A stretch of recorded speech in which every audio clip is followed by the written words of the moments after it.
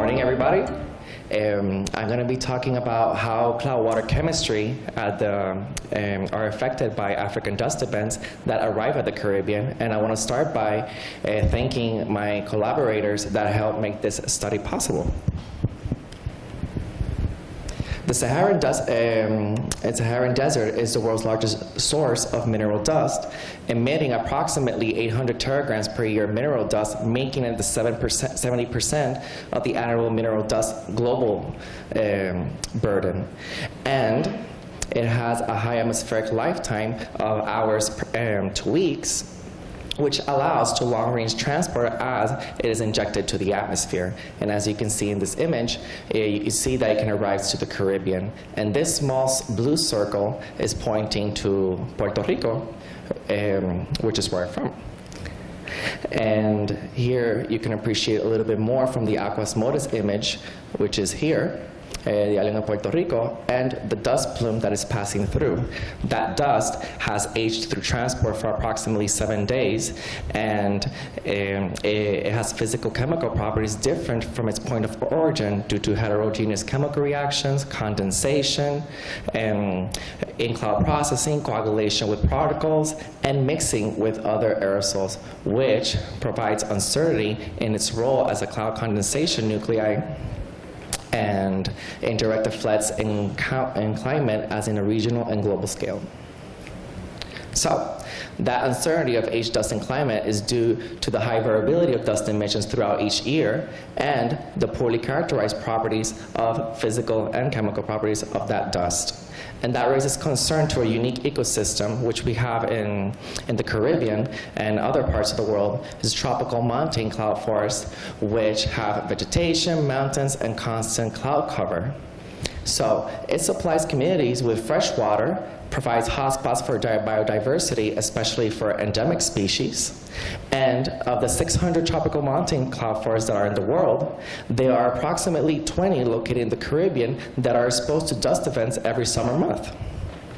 So this is a perfect natural research laboratory to study aerosol cloud precipitation interactions. In the case for this clouds, warm clouds in the tropical trade wind cumuli.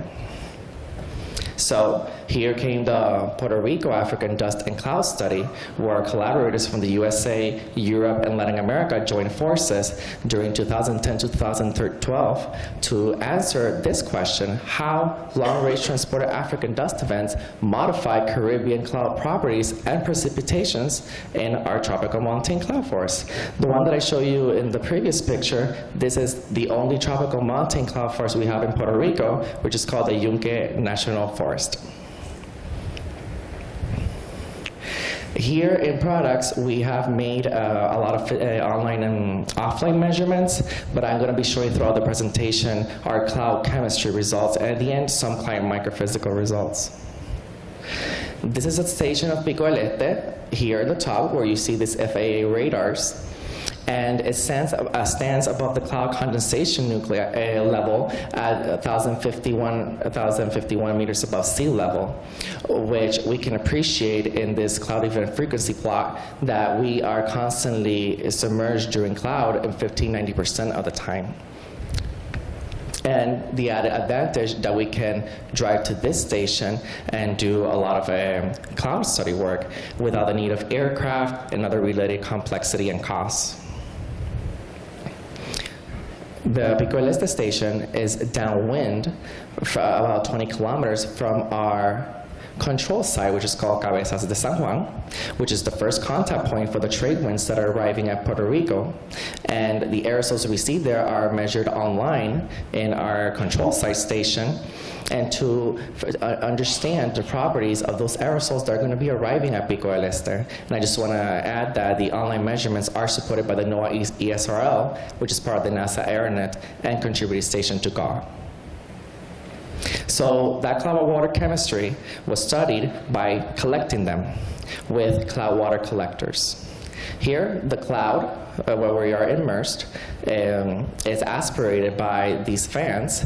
They They impact on these Teflon strands or Teflon tubes and are collected.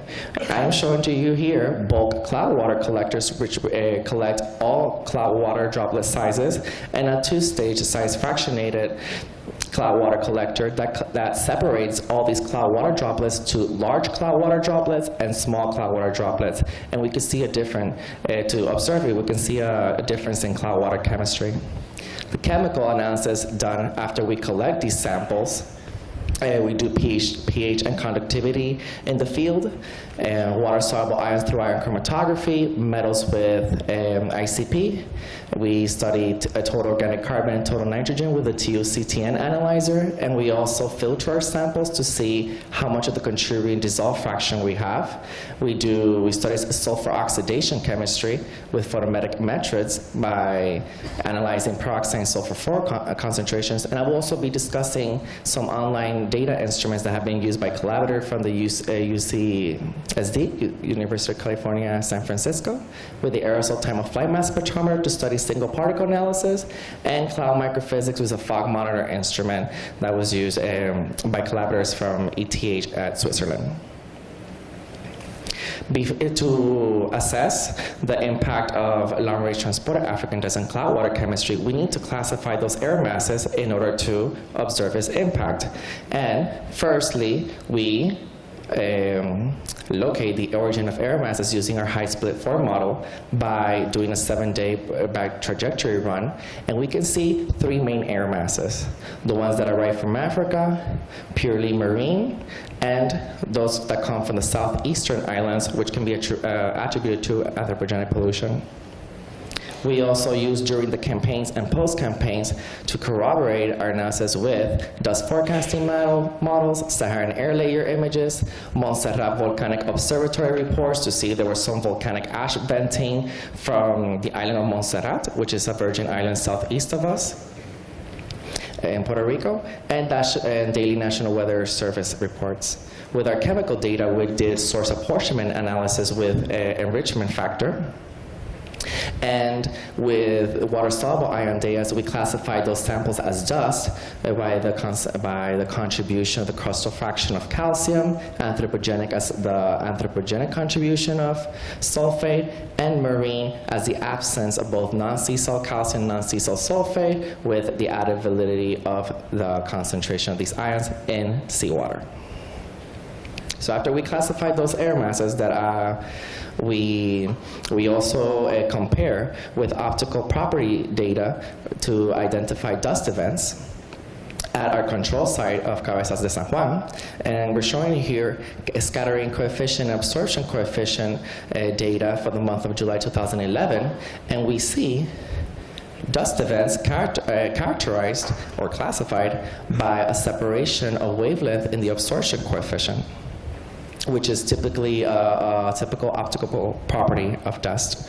And in the wind direction, this dust event came accompanied by anthropogenic pollution, and our chemical data supports that finding. So let's start talking about chemistry.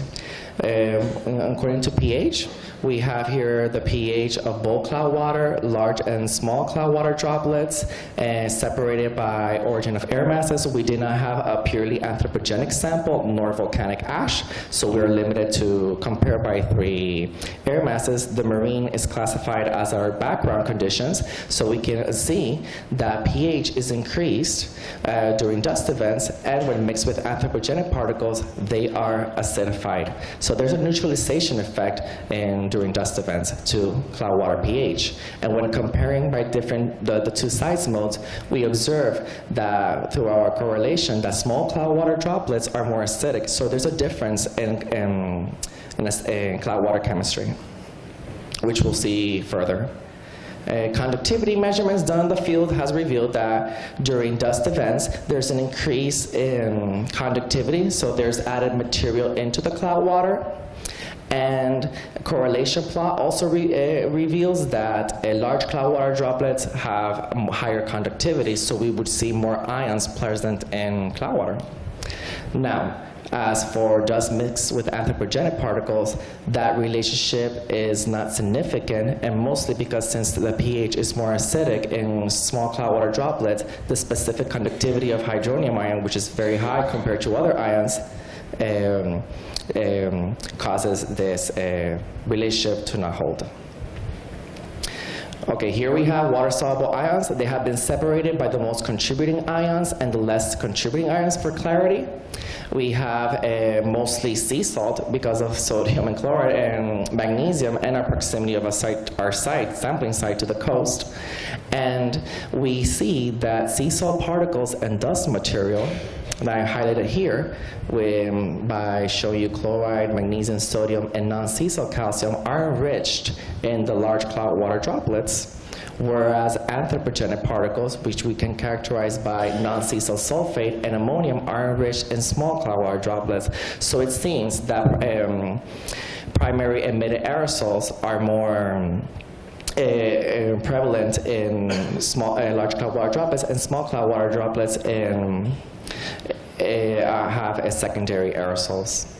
And that is consistent with cloud dynamics by measuring cloud water in the cloud base. As trace metal, we see the same relationship for sodium and sulfur and calcium, but we don't see a similar distribution for iron and aluminum, which are traces for dust. So there might be a difference in mix and state of dust. Organic measurements has revealed that concentrations very low, similar to concentrations observed in the Southern Pacific Ocean, and most of the TOC and TN consists of a dissolved organic fraction, suggesting inputs of good CCM material. And comparing by large to small cloud water droplets, we see that total organic carbon is more enriched in small drops due to possible explanation like more favorable surface to volume ratio for soluble gas uptake, particle size dependence in the cloud composition, and difference in condensational growth. We also assessed the peroxides and sulfur concentrations to determine if a long-range transporter affectance affects the oxidation chemistry by seeing how sulfur-4, which is the sulfur dioxide, oxidizes to sulfate, which generates new aerosol mass and acidification of cloud droplets. And we see that sulfur-4 concentrations are enriched in the small cloud droplets, which correlates with our water-soluble ion data of non-sea salt sulfate enriched in small cloud water droplets, and some kinetic data with comparing the oxidation at different pH. We observe that since dust events neutralize cloud water pH, it raises the rate for new aerosol mass production and through ozone. Finishing here, single particle analysis revealed that we have a lot of dust particles associated with fresh and aging marine aerosols, and by differentiating it by cloud by aerodynamic diameter, we see that there's a mixing state, since most of the dust particles are associated by anthropogenic particles in the accumulation mode and sea salt particles in the coarse mode.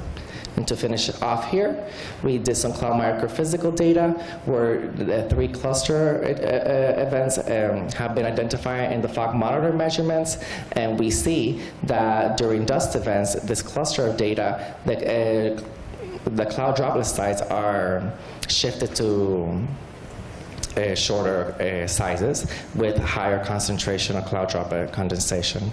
And you can see Elvis' poster for more cloud microphysical results from 2013.